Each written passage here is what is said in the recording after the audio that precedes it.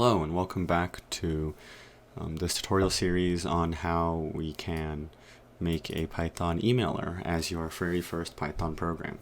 And so today we're going to be talking about libraries and basically using other people's code. And so Python actually comes with a ton of libraries, as well as you can download libraries from the internet. And basically it's you being able to use other people's code in your code so it's easier for you to work. And so as an example, we're going to be looking at, the random library. Obviously, for our actual project, we're not going to be using the random library because there's no need for any kind of randomization. We're just going to be sending out some emails. But in order to import a library, okay, you're going to want to do import and then the name of the library. And so, for example, in Python, the name of the library is random for the random library. And then you do random dot. So the dot operator gives you a bunch of attributes, okay, or subfunctions. And you can see here that there's a ton of attributes and subfunctions that I can access, okay? And so maybe I want to, get a random integer. And so for that, that'd be called the rand int. And you can Google all kinds of this. There's also the Python documentation on the internet if you're curious and you want to learn more. Okay, but this is just a quick example.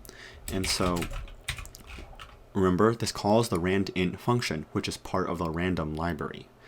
Okay, and this, if we hover our mouse over, we can see that it returns a random integer from A to B. And so we're going to need to give it two numbers. So let's say maybe I want to give it from 3 to 9. So I want a random integer from 3 to 9. Okay, and so we're going to get a random integer, but we need to actually store this somewhere. And that's where variables from the last video come in.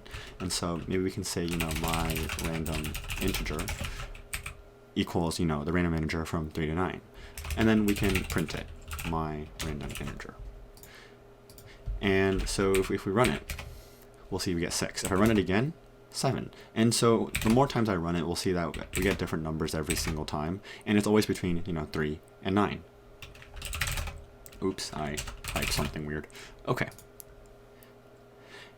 You can also import things directly from random. So let's say I only want the random integer. I don't need to import the whole library. So instead I can be like from random import rand int. And then I can call the rand int function without using the random dot, because now rand int is in my current workspace. And so once again, I can just call it just like before. So maybe this time I want a random integer from 100 to 1000, and we can store it in A. And if I print A, we should be able to see 770, that's a number between 100 and 1000. That's completely random. And so this is one way we can generate random numbers using the Python's built-in library. And so hopefully in this video you learned, about Python libraries, and that's going to be it for today. You can experiment around if you're curious. There are more libraries. For example, there's the datetime library, which you can use. You can work with dates and times. Later in future videos, we're going to be talking about the smtplib library, and so that's going to help us send some emails, but we're going to talk about that in the future. So what does SMTP mean? What does lib stands for library, obviously, but really what does SMTP mean, and why we're using that to send some emails, and really how the internet works, maybe just a little bit. There are libraries that allow you to download and request stuff from the internet, and things like that. And so you can Google around and see some more code examples if you're curious. But yeah,